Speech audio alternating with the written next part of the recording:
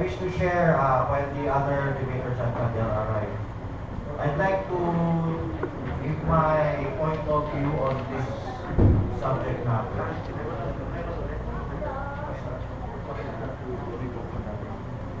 So,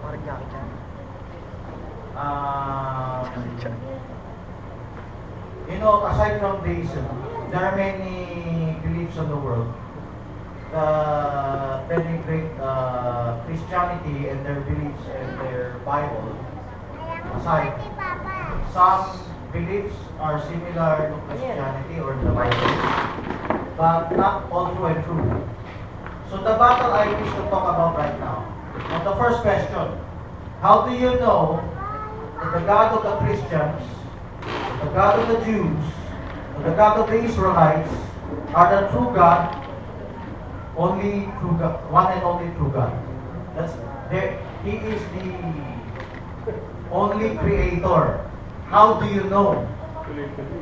Because some would say, that's your claim. How do you know? Have you seen him? You have not seen him. You just read it from a corrupted book or what, like that. Right? So, you just heard it from some man. You're putting your trust on a man. Okay, this is the answer. There are many contentions to our belief. There are many challenges to our belief. Beyond Christianity, there are belief if there is God. Is there an existence of God? But it will take a long while to prove there's God, which God He is, which religion He is. The simplest form to summarize it all is from the Bible. The basic challenge right now is the Bible from the one and only true God? Or is it just made by man? Okay? Of course, some will say the Bible was just one of the literatures of many religions on earth. Okay? So, this is the challenge. This is the challenge. How do you prove the veracity of the Bible? If you settle that, then the God that is being introduced there is the only true God. Okay? So let's start with what are the vindications of the Bible to prove that it is real, it's true. One of those vindications is science. Of course, science. Hello. Science could be distributed to archaeology and many other things. Under science, it could be earth sciences, space sciences, but we don't have time to separate that. But God has given ample enough evidence that the Bible is vindicated by science. Only the Bible declared before submarines ever went down deep in the trenches of the ocean that under the oceans there are seamounts. What is seamounts? Mountains under the sea. Only a high-powered submarine or an ROV could view the trenches down there, because no one could get down into that massive depths aside from being eaten by a shark, a giant whale, or what. No one could endure the high pressure down beneath. But thousands of years ago, the Bible already declared under the sea there are mountains. When did we discover the water cycle? How many knows the water cycle? Only scientists in this latter century discovered that. But thousands of years ago, the Bible already wrote about that. It even went into much detail how the droplets would condensate inside a dust So, those are some of the Bible vindications. You can be rest assured the Bible is true.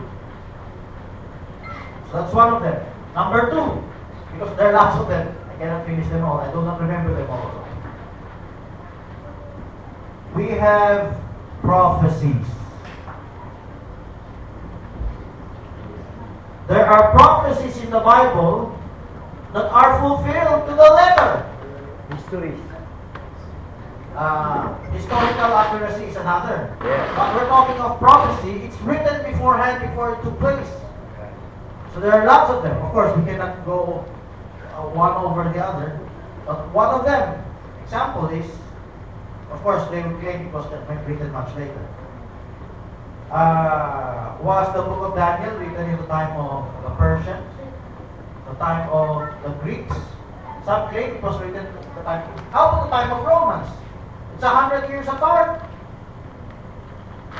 Did someone else add also about the Roman Empire in the book of Daniel? Of course, we don't find the word Roman Empire in the book of Daniel. You find one nation empire after the other. Babylon, Medo-Persia, Medo-Gracia, and Roman Empire. You can claim or misclaim that another writer added about the book about the Greeks, but you get the prophecies about the Greeks, the two horns of Daniel. But you cannot leave enough for another writer to write about the dreadful and terrible beast. He didn't even use the word Roman, so you know it's not made up. It's a real prophecy.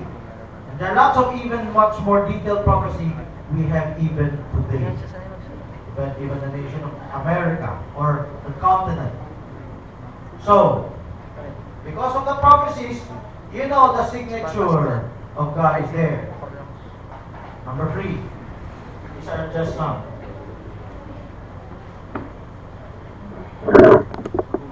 Brother Joel mentioned about histories. Yes. Did you know that, of course, other books could be considered histories also. So, what's the difference? The histories in the Bible are so detailed. Sometimes, scholars that don't believe the Bible say it's just an imagination. Later on, they will discover archaeological relics. Archaeology. Everyone say archaeology. Archaeology means you find a relic that proves or disproves a history or written history. Yeah. Example, the book of John was so detailed about Solomon's portico. It had 5 porches. So detailed at the pool of Bethsaida. To the point, some scholars say, it's just its imagination. But later they will find out, oh, it's true. It's there. They unearthed the Solomon's portico back there in Jerusalem in a modern time. So the Bible is being vindicated even by ordinary history and archaeology. Next, this is intervention. How about the miracles? What are the examples of miracles? Moses passing through the Red Sea. What else? Nothing could stand against the Israelites. Example, the God of the Israelites is just one of the many gods. It's not the only true God. It's just one of the many gods in the Middle East. How come, supernaturally, the Egyptians could not prevent the Israelites to leave? Yes. And there was also famine. Yes. And there was pestilence in the land. How come no one can stand in their way when the Ark of the Covenant passes through? How come the other idols would fall down? Let's say some of them captured the Ark and brought it home. And brought it home. There are kinds of gods. The other gods would fall down in the face of the Ark of the Covenant. And there was pestilence in their land. So that, I think it was the Philistines, they would return the Ark immediately. Let it right cartwheel back through the cup of the Israelites. Those are just part of the miracles. Elijah cursing without rain, like what we're experiencing right now, temporarily. But it will take place again in the tribulation period. 70 weeks of Daniel prophecy. The Titus prophecy. How can anyone know that? Unless it is inspired. Which book, other than the Bible, has this insurmountable number of prophecies? I believe others may have their own prophecies. But how many would even surpass the Bible in its number? Is that the bigger, right? It's there, right there.